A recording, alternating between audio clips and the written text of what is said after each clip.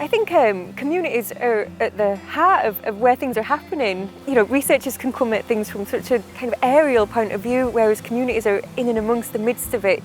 And if they're leading us as researchers, then we find out the answer to the questions that we need to know about, rather than just answering random questions that have occurred to our heads. It's important that communities lead that process, because the communities are the people on the ground who know the places that they're working in, they know the issues that they face, and they know what the solutions are intrinsically, and the researchers are there to help guide them through. I'm really excited about the next phase of the Highlands Islands Community Researcher Climate Change Network. This is a partnership between Science Ceilidh and the British Science Association, and funded by UK Research and Innovation. From the first round, we really learned a lot about what can happen when communities take the leads with partnerships with researchers, and that real equitable partnership between lived experience, local expertise, academic and professional expertise all together to understand locally led climate action. And in this round, we really took the learning from last year's funding, and we're focusing on 2 grants this year. We've got a New Voices grant that is trying to bring in other people who are often not heard at the table with climate change. We know that there's a lot of barriers to research for people, and also a lot of barriers structurally to being involved in climate change as well. And so we wanted to not only try and support those groups to be part of this conversation, but also to kind of learn from these groups as well, and to kind of widen the knowledge and diversify the conversations around climate change. This is a huge opportunity for us to build the evidence base around why action needs to be taken and what action is to be taken. One of the principles of our project is locally led action, so we want the community to talk about the solutions they want to see and not feel like the action is imposed upon them. It's Tyre's community, and the people of Tyre should decide what's being done for them. Black and brown people are rarely represented when it comes to climate change. Yeah, this is really important because it seems like the first time, especially in the Highlands, that this is actually, we're here, we're at the table, we're willing, we're wanting to share, much as it may be a little bit difficult or challenging, have these conversations, we're up for it and want to see where we go from there, so yeah. You risk preaching to the converted. You know, we need to be speaking to people who might not feel that they have a voice in terms of climate change debate, but who most definitely do. This is an issue that everybody faces and everybody has a part to play in. So by widening that, by broadening those discussions, we can gather the strength that comes from variety and diversity. And I think this project really helps do that. So a key thing about working with communities across the Highlands and Islands has been that we're really drawing on local skills, local insight and the richness of unique places all across the Highlands, and in turn taking what we can learn and share from that, both in the research sector but also with other communities.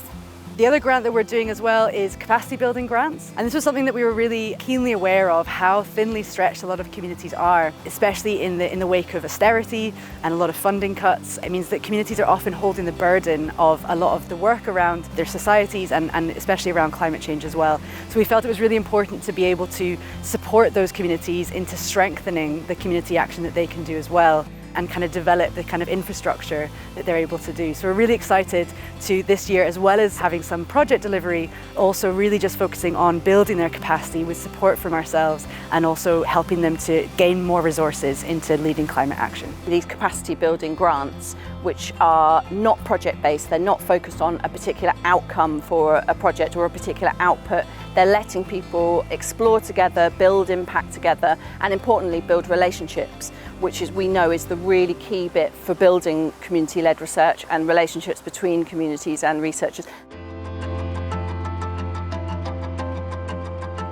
So the capacity building's really important and often lacking in many cases, because you can do some great things with your project and your focus is to do that project initially, and then far too often, you know, you get to the end of the funding, that focus period's over and it doesn't really go anywhere from there.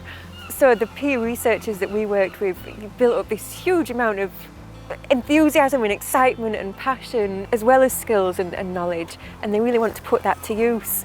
You know, they might drop away before they get the next pot of funding, and that would be such a shame to lose all that magic that we've created. So having the capacity building an opportunity to make time to do more with it means that you can take what you've done and massively compound the results and feedback that you get from it. Certainly for us, we've done a whole other trial, so we've doubled the amount of research we've been able to do. We're sharing it with both the research community, the community locally. Now it's linked up to be almost a Scotland-wide collaboration. So it's just completely grown, and none of that would have happened if we just stopped at the end of that first trial. So it's never just going to be about this funding. It's going to be about the values, identity, and our learners as people in Kirkwall living now, but also about the community that they leave for communities of the future.